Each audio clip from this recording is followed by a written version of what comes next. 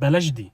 اللي عارف ليه يكتب لي في الكومنتات. قول يا جماعه حبيب قلبي وحشني جدا. خد بالك من شويه الحاجات اللي هكلمك فيها دي عشان ما يتسفش عليك لما تروح اول يوم. المستر بقى اسمه دكتور، والديسك بقى اسمه بنش، والفصل بقى اسمه مدرج. اول اسبوع ده تانية تالتة رابعة موجودين لاجلك انت. ليه؟ عشان يشوفوا كميه الضحك. موضوع اللبس، خد بالك ان انت رايح كليه مش رايح حنه، فتلبس لبس عادي. الشغل الكلاسيك، البنصاي، قميص الكلاسيك والكلام ده مش هينفع. تالتة ورابعة مستنينك في اليوم ده، هم رايحين علشان يضحكوا. خد بالك ما تصغرناش واسمع من اخوك. عمر احمد قال ايه؟ بنات الدفعه بتاعتك ما تفكرش فيها، كده كده هم محجوزين للدفعات الاكبر. تانية تالتة رابعة بيختاروا من سنه اولى. ارتباط فتره الجامعه نو. هتفهم بعدين نو ليه. عمر احمد قال ايه؟ بنوتات حبايب قلبي، اسمعي من اخوكي. نو فساتين، نو فول ميك اب، نو هيلز، مفيش الكلام ده. خد بالك من حاجه مهمه قوي، بلاش دي. اللي عارف ليه يكتب لي في الكومنتات. بتاع سنه اولى بيبقى باين عليه من هيئته كده، اول ما بيخش من باب الجامعه بيبقى باين عليه. لا تسال حد على مكان حاجه ولا تامن لاي حد جوه خالص. اي حاجه تعطل فيها خش اسال بتاع الامن اروح فين واجي من فين. سالت طالب عارف ان انت سنه اولى. ركز كده وخليك كاريزما وواد من الاخر عشان ما يتسفش عليك. ثالثه ورابعه رايحين اليوم ده بالذات علشانكم.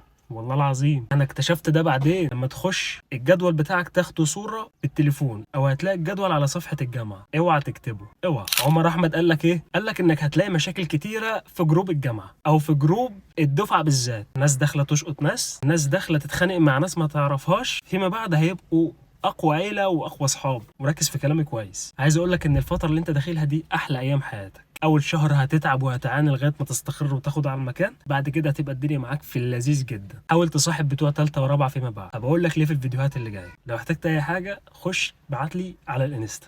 سلام.